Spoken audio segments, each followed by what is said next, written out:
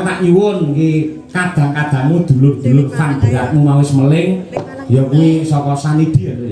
Nggih. Mas Sanidi diwakili karo Mbak Tutut kuwi ngersake pangkur Semarangan Niken Sarindri. Ya ngono kuwi. Piye siap? Siap. Oke, luar biasa. Ya, coba diaturake. Sampeyan nuwun pangkur Semarangan, Mbak. Kayak rumroh. Mula lek rumroh iki dudono. Lho iki lho pangkur Semarangan. Wong duwe penggemar malah diseneni Niken. Aku yang karo penggemar kuwi basa malah seneni. Mbak Tutut tikane kula wis pun. Wis plek ya? Nggih. Ah iya, aku kali Bukesi wis plek-plek. Ah, kalau salah mudune plek-plek ngono. Nano, Nduk, Cahyu Niken.